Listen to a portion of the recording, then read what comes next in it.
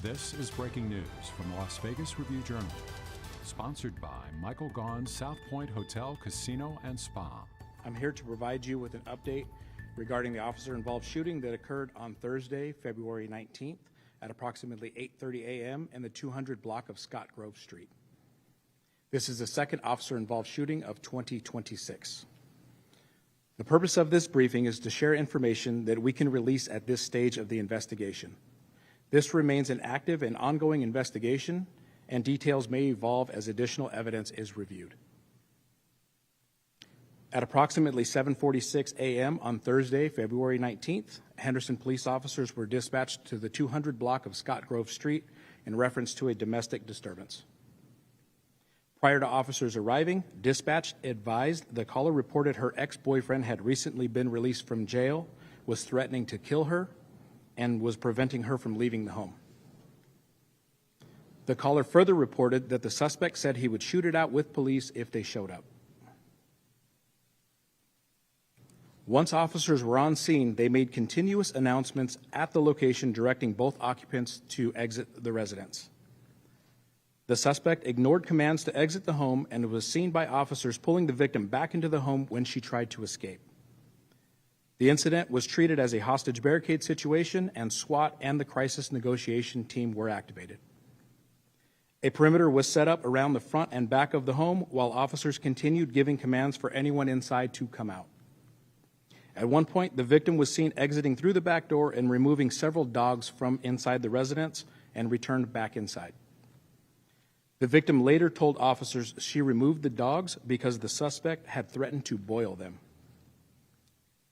During the incident, officers observed the suspect going in and out of the home several times and appeared to have a black object tucked in his waistband.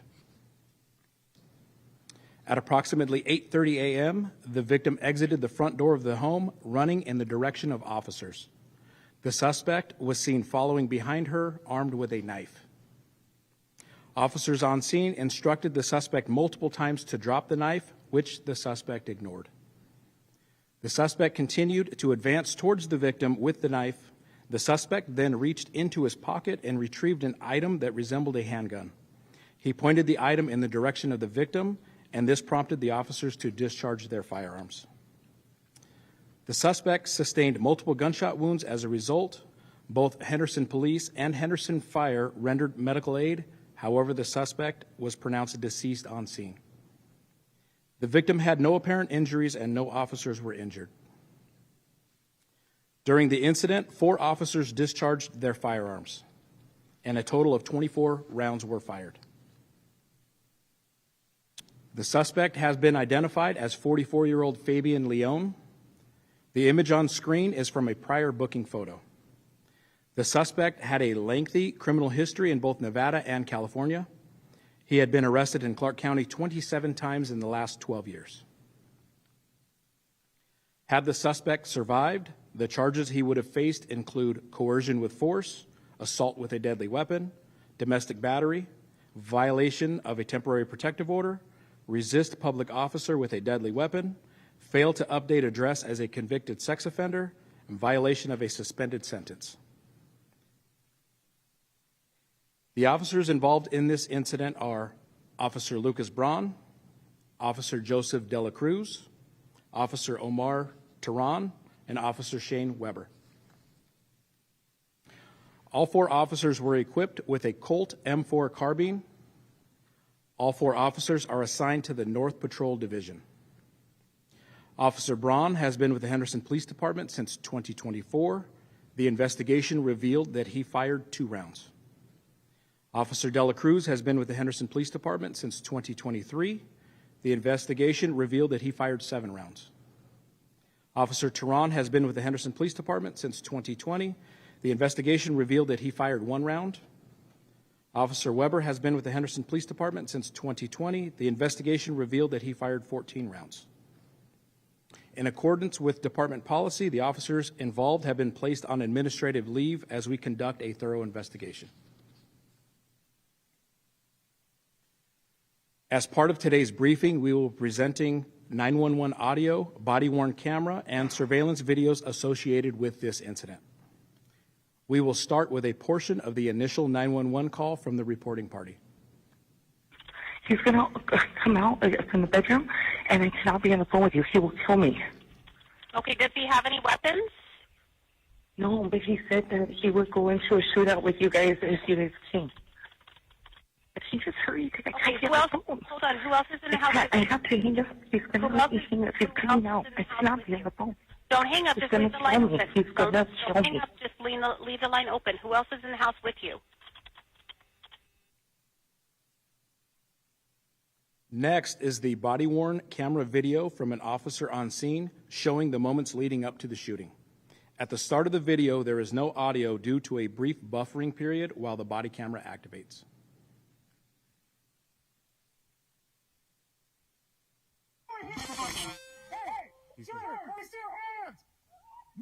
He's got a knife. He's got a knife. He's got a knife. He's got a knife. Stand by. He's got a knife.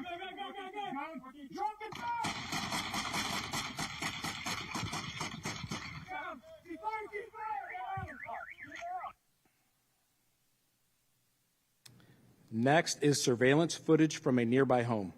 This shows an overhead view from the moment the victim exits the residence to when police officers discharge their firearms. This is the Henderson Police Department. Come outside the front door.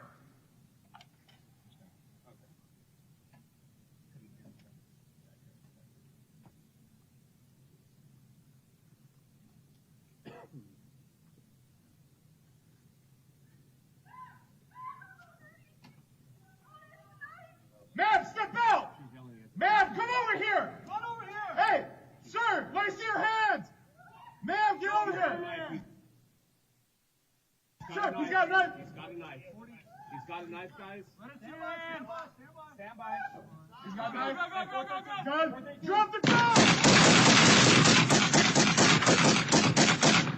Ceasefire! Ceasefire!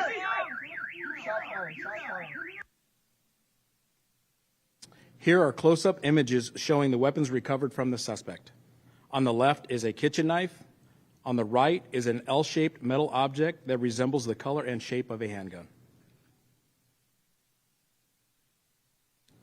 The final video we will show today is from the body-worn camera of another officer on scene. This shows a brief interaction between the victim and police immediately following the shooting. The department is sharing this clip because the victim has already spoken about these claims in media interviews. Right now, okay? It wasn't a boy, oh my God. What is that, my puppy? Hindi natin seen. Yeah, he hit me, he punched me a few times in the stomach. Okay. But I got out of it, I just killed my puppies both. We're gonna get your puppies, okay? Please note, the evidence that we have shared today is currently under review. Conclusions about this incident will be made only after the investigation is complete. In closing, the Henderson Police Department wants anyone experiencing domestic violence to know that you are not alone. We understand that reaching out for help can be overwhelming and even frightening. Please know that there are resources available through HPD's Victim Advocate Program. This program provides support to crime victims, witnesses, and their family. So I plead again, if you or someone you know are victims or caught in the domestic violence cycle, please, there's help and resources available. This concludes the briefing, and I will now take a couple of questions. Sir.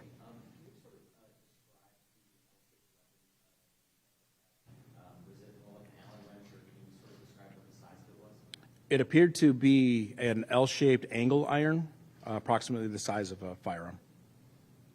Sir. Given the suspect's lengthy criminal record, how was he able to be out in the community? So I can't speak to the decisions made by the court.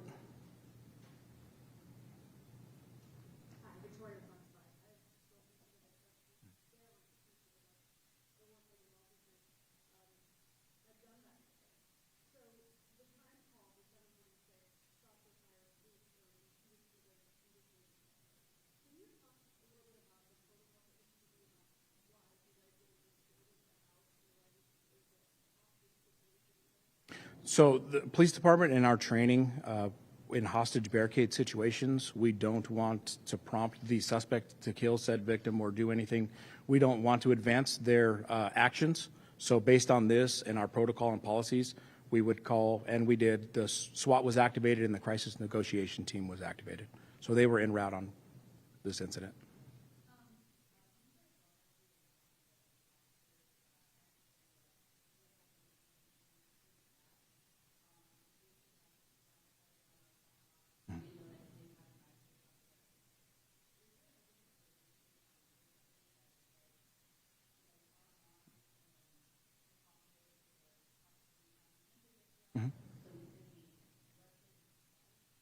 So officers are trained to consider de-escalation and less lethal options whenever it's safe and reasonable to do so.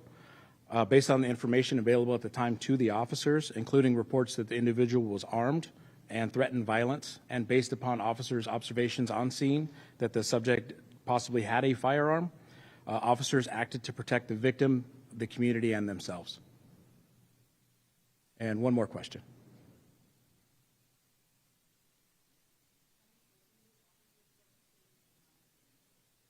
We have spoken with them.